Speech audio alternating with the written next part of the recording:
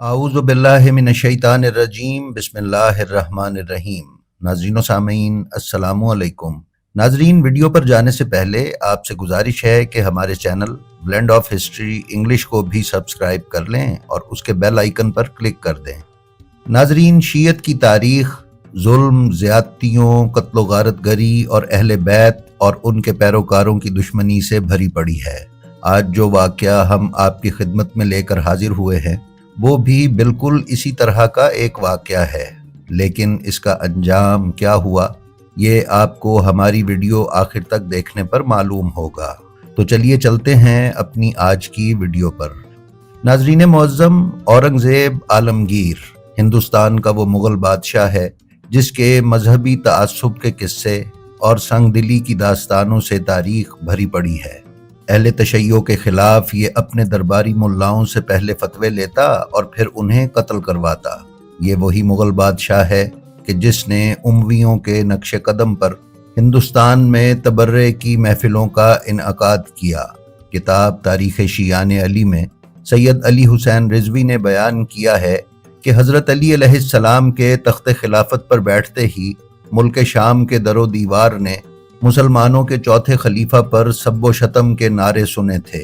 پھر شام کی حدود مملکت میں 70,000 ممبروں سے حضرت علی اور اولاد علی سے برات کا اظہار کیا گیا، اور آل رسول سے اجنبی شامیوں نے یہی سمجھا کہ یہ لوگ ایسے ہی ہوں گے کہ جن پر پورا ملک تبرہ کرتا ہے۔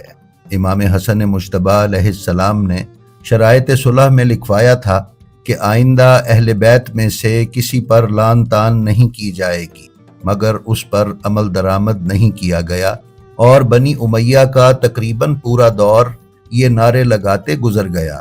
پھر بنی عباس میں سے بعض خلفاء نے خلفائے بنی امیہ کی طرح اس سنت کو دہرایا۔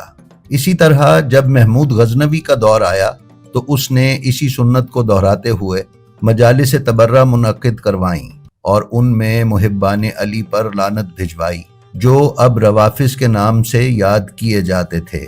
ہندوستان میں اورنگزیب عالمگیر نے اپنے دور حکومت میں اسی عمل کو تازہ کیا تھا، اور طریقہ وہی تھا کہ ایک آدمی منبر پر جاتا اور قابل لعنت اوصاف کے حوالے سے کسی شخص کا نام لیتا کہ فلاں ابن فلاں رافضی بود۔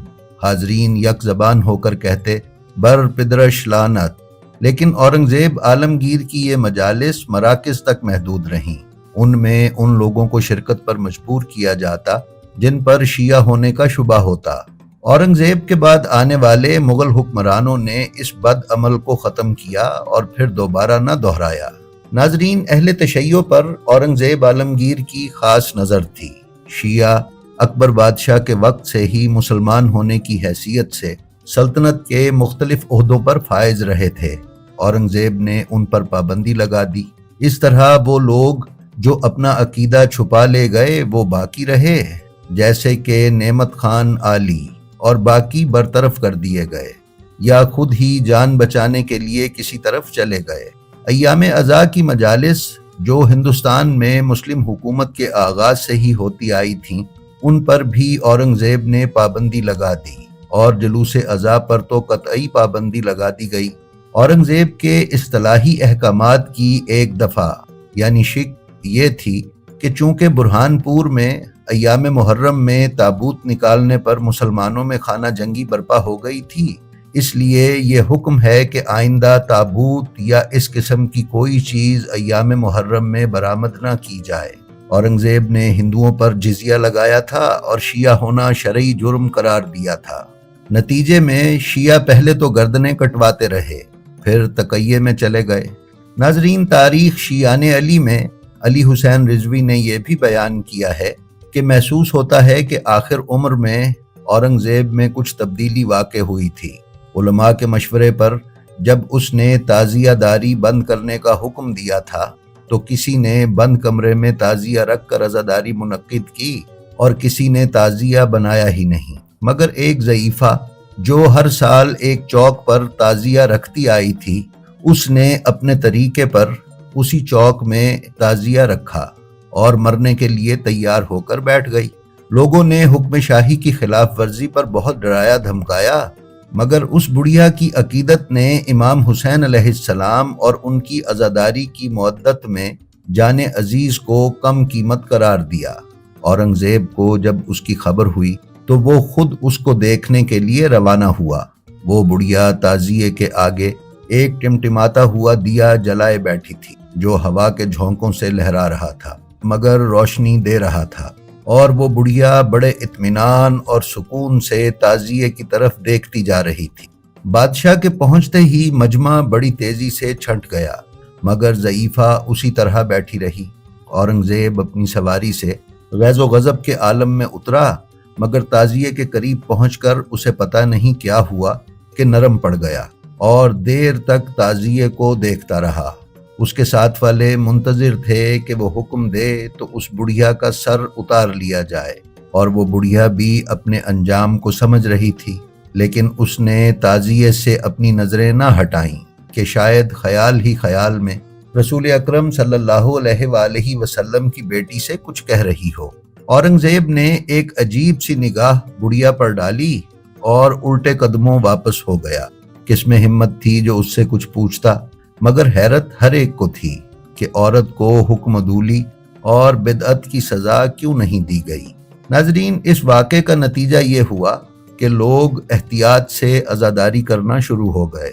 جشن نوروز بھی ہوا اور 9 ربیع الاول کو عید زہرا بھی منائی گئی۔ ملک کے دوسرے حصوں میں بھی ایسے ہی بعض واقعات پیش آئے اور عزاداری پر پابندی کا فرمان پوری طرح نافذ العمل نہ ہو سکا۔ اورنگزیب نے بھی سختی نہیں کی کہ شاید وہ دیوانی قوم کی اندھی عقیدت کو سمجھ چکا تھا، یا ہو سکتا ہے کہ صداقت کچھ اپنا اعجاز دکھانے لگی تھی۔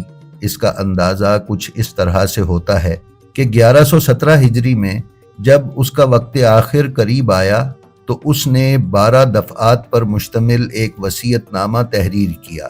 ان 12 دفعات میں سے کئی ایک اس کے آخری عقیدے پر دلالت کرتی ہیں۔ اس نے لکھوایا کہ سادات کے ساتھ حسن سلوک روا رکھا جائے، خاک تربت امام مظلوم میری قبر میں رکھی جائے، اور قبر بنانے کی جو ہدایات ہیں وہ بھی نظر انداز نہیں کی جا سکتی۔ ناظرین، بعض مصنفین کی رائے ہے کہ اورنگزیب مرتے وقت شیعہ ہو گیا تھا۔ ان میں سے ایک رائے مولوی احمد دیوبندی کی بھی ہے، جنہوں نے سرفراز لکھنؤ کے محرم نمبر 1377 ہجری میں یہ لکھا کہ شیعت کو عالمگیر کے تبدیلی ذہن سے کوئی فائدہ نہیں پہنچا، لیکن یہ بات ضرور روشن ہوتی ہے کہ عاقبت کے لیے اسے ان اصولوں کی ضرورت درپیش ہو گئی تھی جن کی وہ عمر بھر تکذیب کرتا رہا اور جو اس کے نزدیک لائق سزا تھے۔ جی تو ناظرین، یہ تھی ہماری آج کی ویڈیو۔ ہمیں امید ہے یہ آپ کو پسند آئی ہوگی۔ اگر آپ ہمارے چینل بلینڈ آف ہسٹری پر نئے ہیں تو ہم آپ سے گزارش کرتے ہیں کہ ہمارے دونوں چینلز بلینڈ آف ہسٹری اور بلینڈ آف ہسٹری انگلش کو سبسکرائب کر لیں اور ان کے بیل آئیکن پر کلک کر کے آل نوٹیفیکیشنز کی سیٹنگ کا انتخاب کر لیں تاکہ آپ ان پر پیش کیے جانے والے کسی بھی ویڈیو سے محروم نہ رہ سکیں۔ اس کے ساتھ ہی ساتھ ہمارا جو ویڈیو آپ کو پسند آئے اس کا لنک اپنے حلقہ احباب میں شیئر کرنا نہ بھولیں تاکہ علوم محمد و آل محمد کی نشر و اشاعت میں آپ کی حصہ داری برقرار رہے۔ ہماری آپ سے یہ بھی درخواست ہے کہ آپ اپنا اور اپنے متعلقین کا بے حد خیال رکھیں اور خلق خدا میں آسانیاں تقسیم کرتے رہیں۔ خدا آپ کا حامی و ناصر ہو۔ السلام علیکم۔